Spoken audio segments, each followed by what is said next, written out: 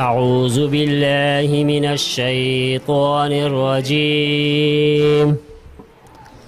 بسم الله الرحمن الرحيم. قل أعوذ برب الناس ملك الناس إله الناس من شر الوسواس الخناس الذي يوسوس في صدور الناس من الجنة والناس. صدق الله العظيم. بسم الله الرحمن الرحيم. زما عزت مند داو قاری نوید عالم صاحب چې ډېر په ښکلي او ښایسته انداز کې د قرآن عظیم الشان تلاوت وکړو. الحمدلله الله جل جلاله ډېر لوی رحم او کرم وکړو، خصوصا په دې محله باندې، او بیا په هغه بختورو والدینو چې نه بچي ماشاءالله د قرآن عظیم الشان ختم وکړو. په کوم ورځ باندې چې ماشوم د قرآن عظیم الشان ختم وکړي، په دغه ورځ د مور پلار مخکني ټول ګناهونه معاف شي.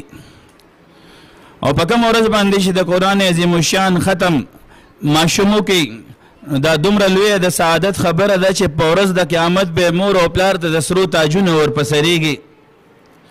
د قرآن عظیم الشان ختم زما عزتمندو دا الله جل جلاله هغه چاته نصیب کوي چې د چا په زړه کې طلب وي، د چا په زړه کې د الله سره مینه وي، د الله د نبی سره مینه وي.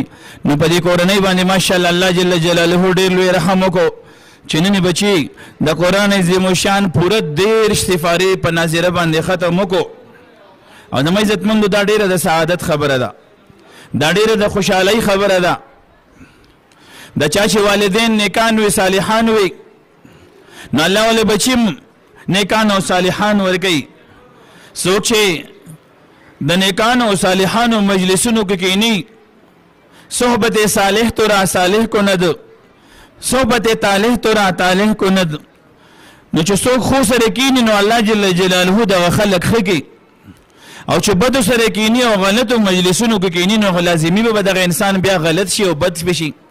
نو الحمدلله الله پاک ډېر لوی رحم وکړو، ډېر لوی کرم وکړو چې ماشاءالله نن د قرآن عظیم الشان ختم دی په محله کې، او نن په لکونو ملایکې راغلي دي ماشاءالله. د علماو مجلس دی، او داسې مجلس ته چې څوک لاړ شي نو دعاګانې پکې قبلیږي. دا مجلس د زړه د دنیا د بدلېدو مجلس دی. زما عزیزانو یو سړی داسې مجلس ته راغلو، د کور نه را روان شو، راورسېدو، په ده باندې د تهامه د غرونو نه زیات ګناهونه وي، خو چې دې مجلس ته راغلو او د دې مجلس نه واپس نو الله پاک د دغه انسان ټول ګناهونه معاف کړي وي. وایي الحمدلله. نو زما عزتمندو بختور خلک به داسې مجلسونو کې شاملیږي، دې کې د چاته د دعوت ورکولو هم ضرورت نشته. پوره محلې ته پته لګېدلې وه چې ماشاءالله نن د قرآن عظیم الشان ختمونه دي په دې محله کې، او چې څوک ځان محتاج ګڼي نو هغه به ورته راځي. او زما عزتمندو د قرآن عظیم الشان سره د چا توړ دی، د الله سره د چا توړ دی. خپل ځان به محتاج ګڼي نو دې مجلس ته به راځي، چې څوک راغلل نو ډېر لوی خیرونه به ځان سره یوړ شي. نو زما عزتمندو دا مجلس د زړه د دنیا د بدلېدو مجلس دی. داسې مجلس کې انسان الله جل جلاله توفیق ولا ورکوي د توبې په لوی دولت باندې د انسان منور شي. نو ماشاءالله نن د مجلس ده د پېښور نه ډېر درانه زمونږ ملګري راغلي دي، او دا هغه صحابه کرنل شیرخان کلی نه ښکلي ملګري راغلي تشریف راوړی دی، او زموږ ښکلي علماء کرام سره رسېدلي دي او سره روان دي. زمونږ ډېر خوږ دوست او ډېر خوږ معتبر ملګری حضرت مولانا مفتی عمران صاحب دامت برکاتهم العالیه تشریف راوړی دی. علماء کرام به بیانونه کوي، او مونږ تاسو به د قرآن او د حدیث په رڼا کې واعظ او نصیحت کوي. او الله جل جلاله ته مونږ تاسو ټول به سوال کوو، ربه مونږ محتاج یو، ربه مونږ محتاج یو، الله چې د سم مونږ اور په دې باندې مونږ ته عمل را نصیب کړي.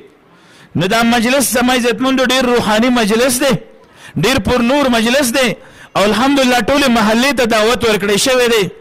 ماشاءالله جمعتونو کې ویل شوی دی چا چاته چې د आवाज ورسي ماشاءالله خويندې میندې وي نو لا کور کې د پردې تنظیمات شته نو ماشاءالله دې پروګرام کې شرکت وکړي او ماشاءالله زمونږ ډېر دروند ملګری ډېر دروند خوږ مهمان خصوصي حضرت مولانا محمد نواب صاحب تشریف راوړونکي دي زمونږ د مجلس مهمان خصوصي دی په مرکز کې ماشاءالله شب جمعه کې بیانونه مونږ ته کوي نو داسې درنې هستې را روانې دي نن دې مجلس ته او ماشاءالله زمونږ ډېر خوږ د خیبر پښتونخوا زما ډېر خوږ ملګری مشهور و معروف نعتخوان شاهجهان باچا ان شاء الله ان قریب سو لمحو کې را رسیدو والا دی او په نورو مجلسونو کې د پاکستان په ګوټو ګوټو کې خو زم په خپل هلته کې زه نعتخواني کوم خو نن زما په دې مدرسه کې دا ختمونه دي چې دې کې زما ملګري راشي او پکې بیانونه وکړي ښکلي علماء کرام پکې بیانونه وکړي زه غواړم چې زما ښکلي ملګري راشي او هغوی پکې نعتخواني وکړي او نعتونه پکې ووایي چې دا مجلس خو پر نور دی